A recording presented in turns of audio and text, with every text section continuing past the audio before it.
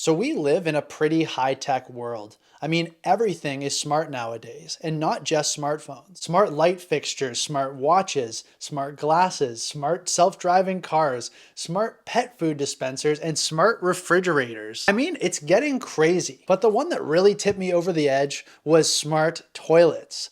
Really? Well, folks, I for one am getting sick of the smart world, and I worry that we are getting dumber in the process. Let's talk a little bit more about that now. If you don't know me, I'm Spencer, and I like to talk about simple living, frugality, and ways to cut down on your technology usage, sometimes by using other technologies. Today, I have a few reasons why I think that the smart world has just gone too far, and why I think we may need to simplify our approach to technology and direct our attentions elsewhere. So number one is that we don't need a computer monitoring everything we do. This started with a step counter, not the worst thing, but then it became a sleep monitor with a Fitbit or an Apple Watch or a heart rate monitor, whatever it is. But now there's smart toilets to tell us the health of our stool.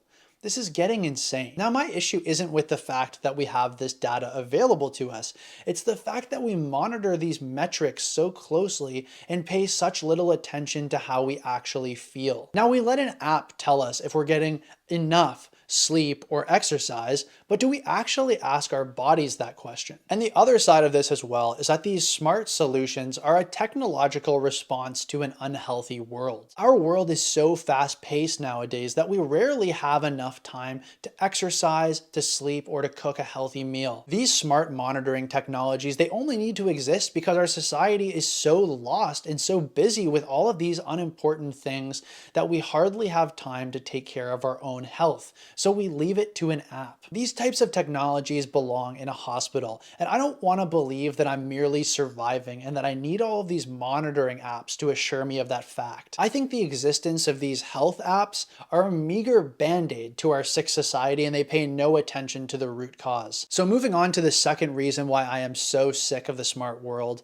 we don't need companies monitoring everything we do. There's already a huge privacy issue with modern smartphones where companies are able to look at all of our browsing data as well as location information to influence our behavior to their gain. And as we get deeper into wearable smart technology, we're giving more and more control to private entities over our lives. These companies get to know everything about you and your habits, and they can use that data however they see fit. This goes even deeper as we get into smart home technology. I'm talking smart appliances monitoring everything you do, and this is likely to get more intrusive in the future. Back in 2018 in Toronto, where I live, Google announced that they were planning to build a state-of-the-art smart neighborhood using tons of never-before-seen smart tech to monitor everything in the home. They secured a large amount of land in the downtown core, and the local governments were all too happy to go along with it, salivating at the chance to help the big tech companies build a smart city. Thankfully, this project failed after a couple of years once enough people voiced privacy concerns over letting our homes be fully monitored by a corporation. But I think this likely can and will be tried again by another company in the future,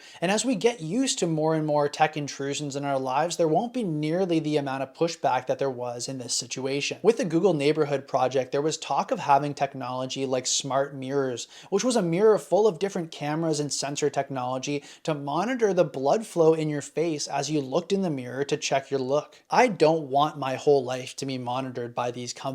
Now, I can fully admit that I enjoy many of the tools offered by big tech, but I do not share their techno-utopian views for the future, and I don't intend to be any part of it. Now, the third thing that makes me sick of this ever-developing smart world is the fact that it makes us increasingly more reliant on material goods and the companies that provide them. Now, a light bulb used to just be a light bulb. You'd flick on the switch when you wanted some light and you'd turn it off when you're done. A fridge was the same. It was just meant to keep your food cold.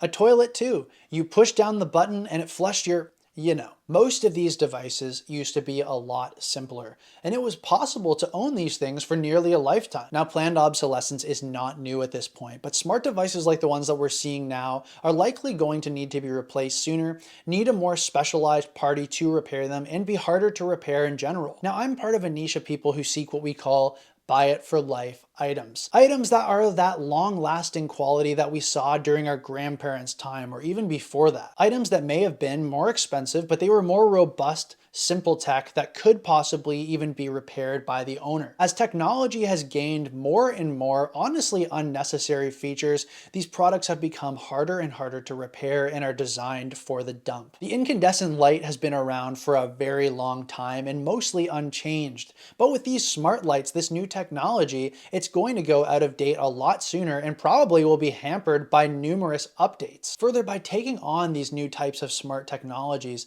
by adopting them, we're giving companies more and more control over these devices even after we've purchased them. They can even remotely shut down these devices for whatever reason if they choose to do so. Now, this ties into my video about the rise of the subscription economy. I'll link that above if you haven't seen it. But everything seems to have become a subscription nowadays. Even things like a computer printer have become subscription based. And what's worse is that if you stop paying the subscription costs, companies can just turn off and essentially brick your product for not paying them to use it. Is there a world where we're going to have to pay to flush our smart toilet? I don't think I'm being overly silly to think that that is a possibility. Well, folks, that's about it for today. Just my thoughts on this increasingly smart world and whether we should think twice about how smart it is to adopt these technologies. Are we really that smart, giving up all of our control to corporations to just do what they feel? Let me know in the comments. I'd be happy to hear from you.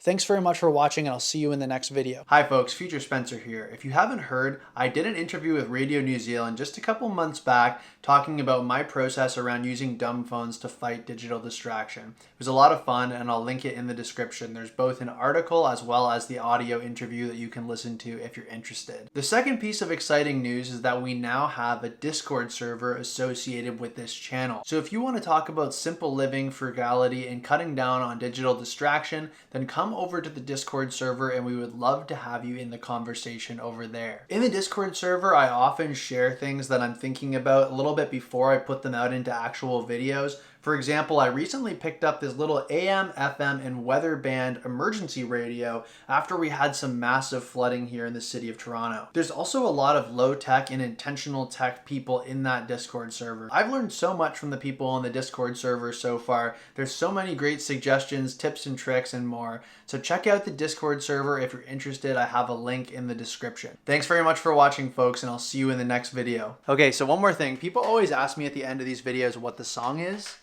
This is the song.